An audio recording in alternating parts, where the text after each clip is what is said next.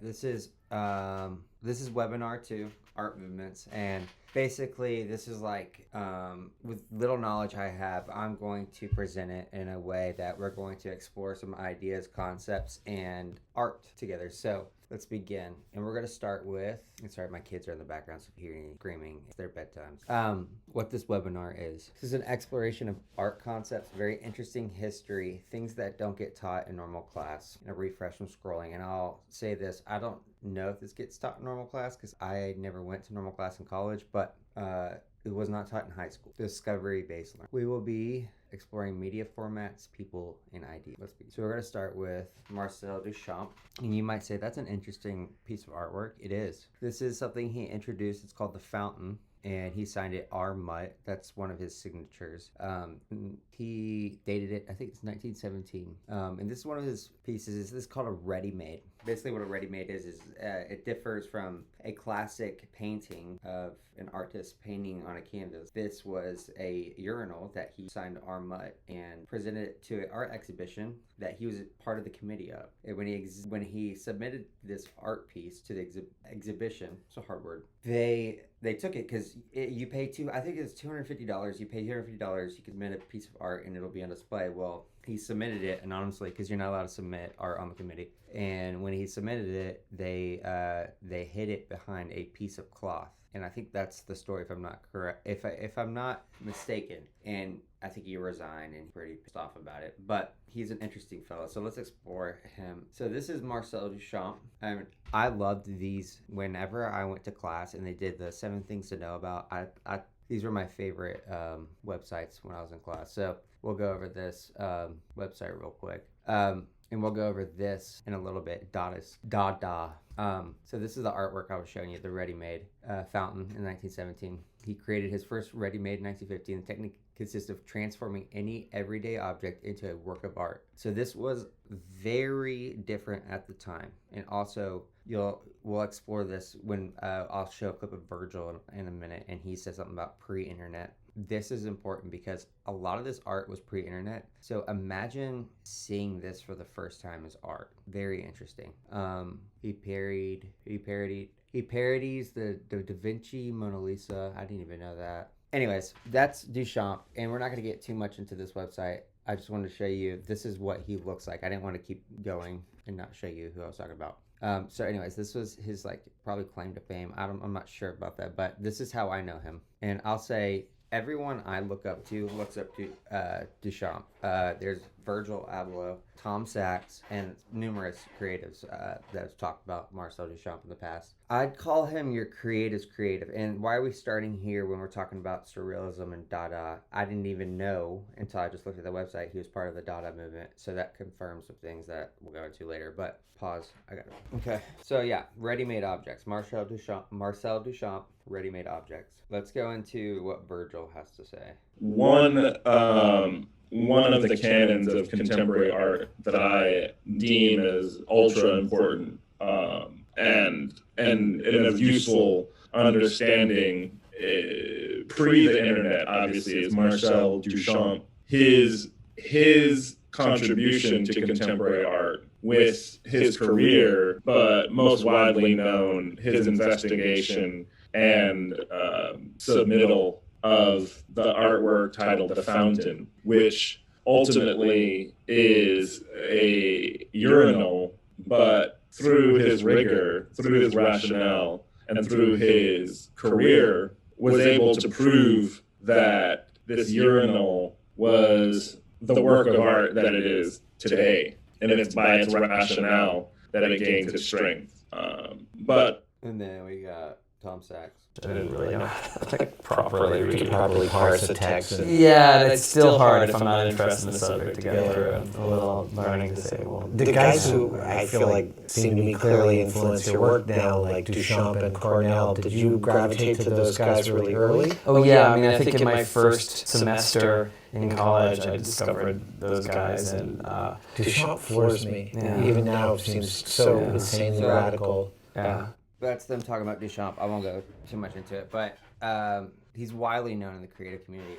Why? Well, I think a lot of things made Marcel I'm just going to say Duchamp. I think a lot of things made Duchamp specifically because internet wasn't around, and I think he kind of used that to his advantage. So let's explore that concept with the sphere in Vegas. The sphere in, I'm going to clarify this at the end, but just pretend like there's no phone around. You don't have Google, nothing. And you got to find out, pretend there's no Google around, no social media, no iPhone, no nothing. And you got to figure out what the sphere in Vegas is. Just from people telling you, maybe some drawings, maybe some photos-ish. So the sphere is a new experience in Vegas. Visuals are crazy next level. The visuals are crazy next level. The sound is insane. Iconic artists perform. The art and the films are displayed in the most immersive way. Sound is the state of the art. They have a video wall that's super immersive. You hear all this. You maybe see a drawing of the cityscape. What's left of this information and what do you do? Well, before an iPhone or social media, there's a couple things you can do. You can go visit it, and I would kind of call this at a magnitude of what Duchamp was doing.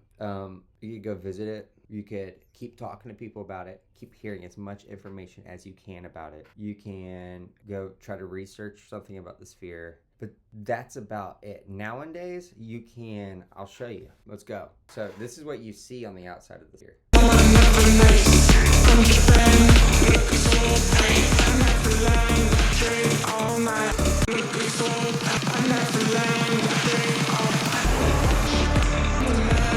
All right, let's watch this.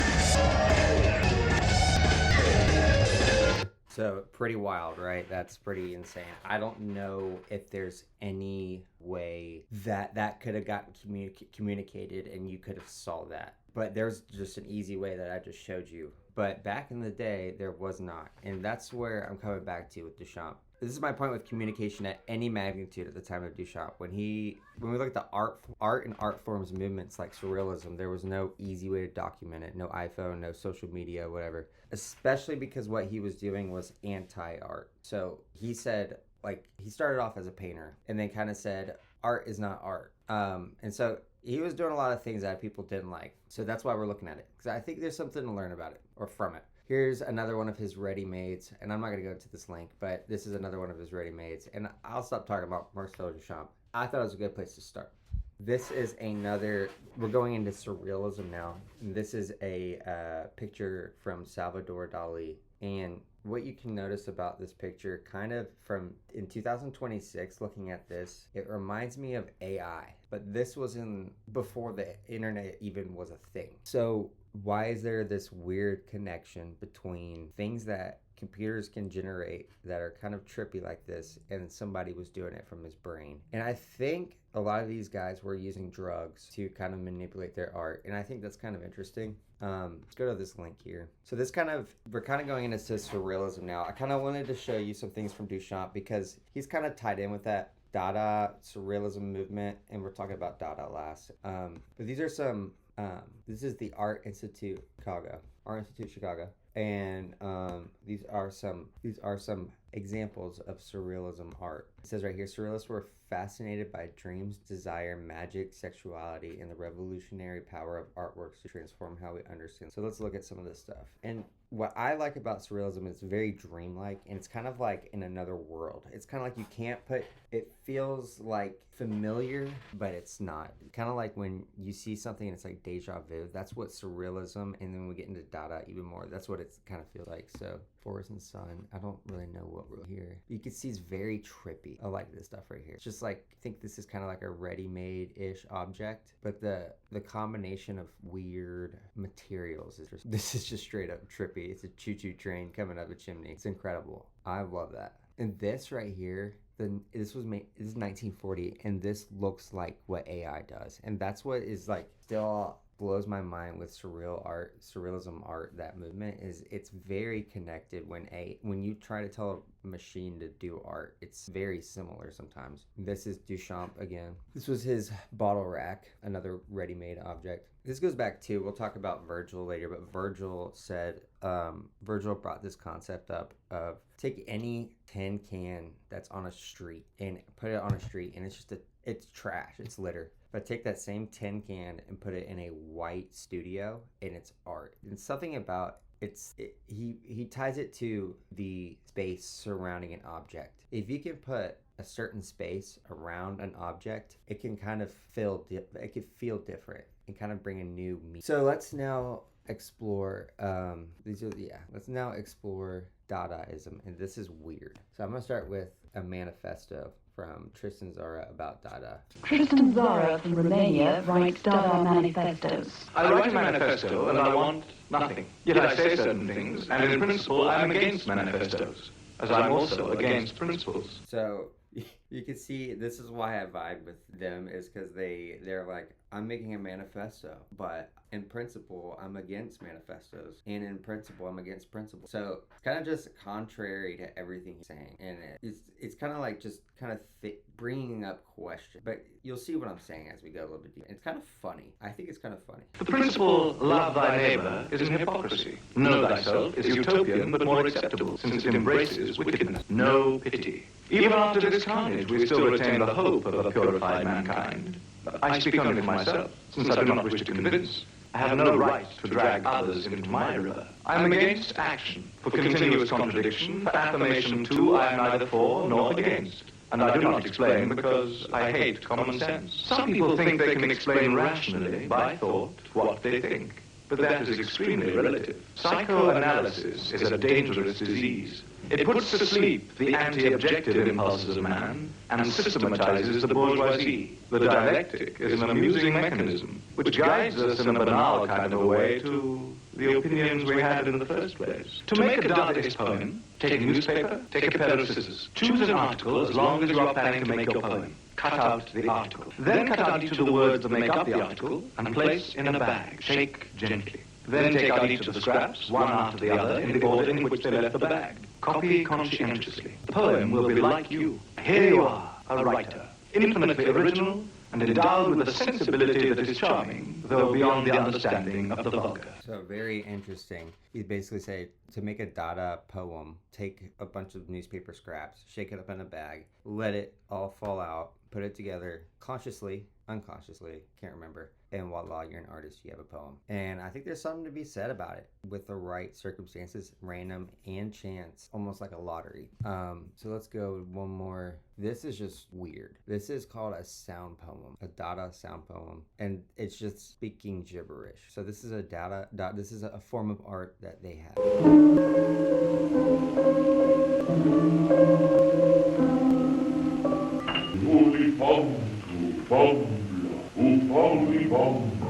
Rosica împahapla ho, ediga corale, Icu noi po brusula hu, holaca holala, halagu hu, blahu hu, blahu hu, poso pataca,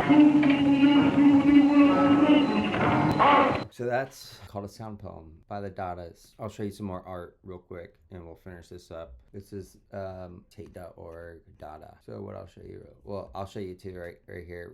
Related terms, concepts, ready-made. So kind of related. So Dada became an international movement and eventually formed the basis of Surrealism. So I guess it was before Surrealism that it was around. It was an anti-war movement. Their aim was to destroy traditional values in art and to create a new art to replace the, and I don't know if they really succeeded, but they definitely kind of have their fingerprints. Good Lord. They definitely have their fingerprints in art today. So I'll end with one more kind of concept of surrealism. This is a film I recently watched, and I would not suggest watching this film around kids. But it was I went to a store